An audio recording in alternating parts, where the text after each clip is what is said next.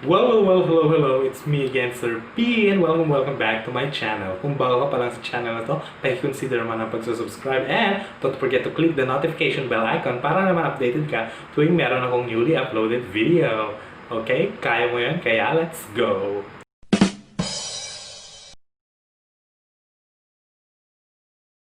Alright, so for this video, ang pag-uusapan natin ay kung paano tayo makagawa ng isang video-based lesson o lesson in a video form dahil nga tayo ay nasa pandemic situation ngayon at nasa distance learning tayo.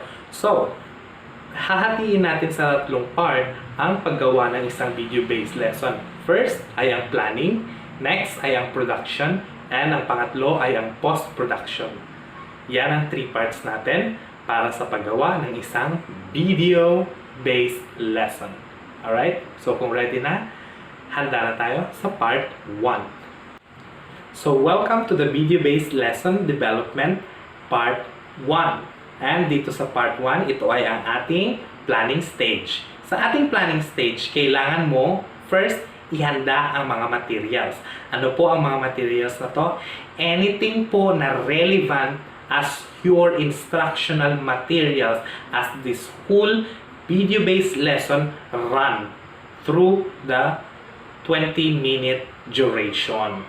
And next na kailangan mong gawin sa planning ay ang script writing.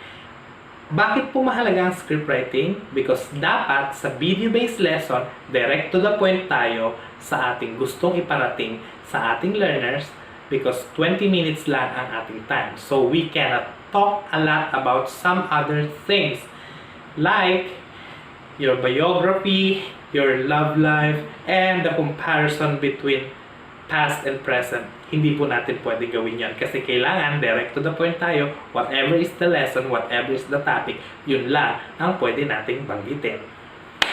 Alright, so pag script writing na po, atin pong tandaan ang 8 part nito. Una ay ang OBB o ang opening billboard. Next ay ang iyong introduction. Pangatlo ay ang iyong lesson proper. Next naman ay iyong activities. Then, dadako tayo sa evaluation or assessment. And then, go tayo sa ating assignment. And then, lastly ay ang extra o telling bye-bye na sa ating mga bata. And now, welcome to the part 2 of our video-based lesson development. At ito ay ang production stage. Sa production stage ay una natin gagawin ay ang pagpe-prepare ng ating equipment. So, ano ba yung mga equipment natin? Siyempre, para magka-catch tayo ng video, makapag-film tayo, kailangan natin ng camera. And hindi na natin kailangan lumayo pa because your phone camera could do. Just like me, ang gamit ko ngayon ay ang camera phone ko. And extra accessory na lang natin yung ating lighting kung meron tayong ring light. Pero just like in my situation right now, ordinary light lang to.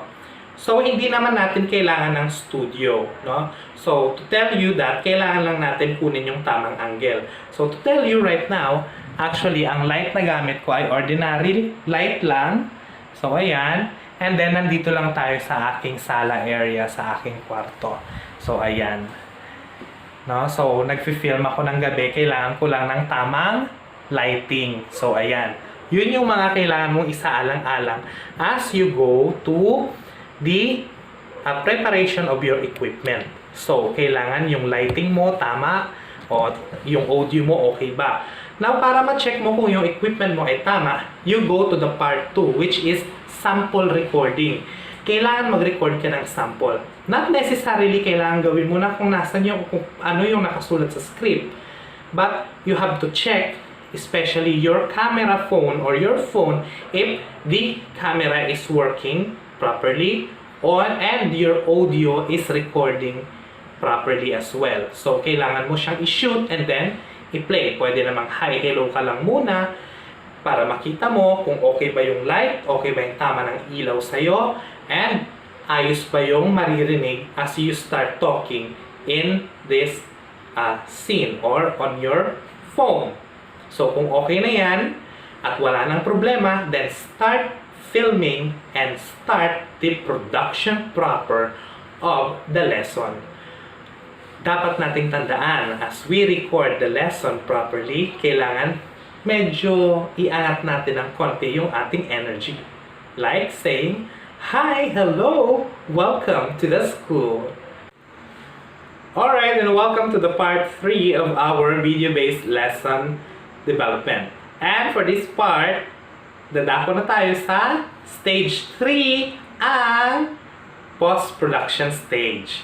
So sa post-production stage, atin na pong i-transfer ang ating filmed videos from our phone to your laptop. And siguraduhin po natin na meron tayong video editing app. So marami po tayong video editing app na libre online. So mamili na lang tayo doon kung ano yung maganda at ano yung sa tingin natin ay fit at mas madali nating gamitin. In my case, ang aking ginagamit ay ang Filmora. Okay, kasi yun yung gamay ko ng gamitin. But whatever app na gusto nyo ay pwede po natin gamitin to edit our videos. And as we edit our videos, let's get into the editing process. So, sa editing process naman po ay syempre, kailangan nating i-cut at i-delete ang mga extra scenes na hindi natin kailangan sa video. Katulad ng pag ikaw ay umubo, nabulol, o kaya naman merong biglang tumawag sa'yo, lalong-lalo na bigla kang kinulit ng anak mo.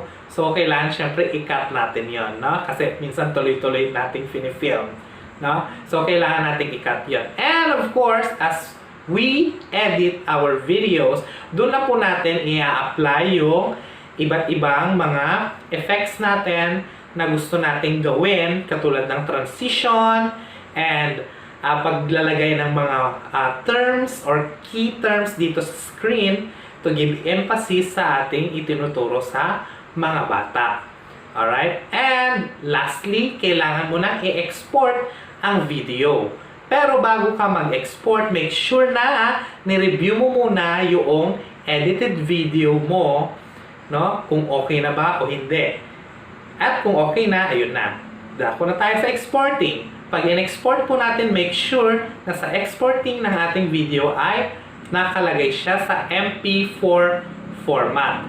Kasi pag naka-MP4 format po siya, yan yung format ng video na madali nating gamitin sa pag-upload. It's either on YouTube, Facebook, o kahit ito ay ipasa natin through Messenger, pwedeng-pwede po yan. Madali po siyang basahin ng mga app na yan o ng mga social media app na yan na pwede nating gamiting portal as we get in touch with our learners from a distance. So, yan yung part 3, and that is the wrap, and this is the wrap now of my topic, which is the video-based lesson development. Ayan, nabulol na ako. Alright, so, gabi na, so puyat na, matutulog na ako. Okay. Alright, so, this has been Sir P, and if you like this video, don't forget to like, and share mo na rin ang video na to if you find it relevant, I think. Okay, so that's not for now. Bye-bye.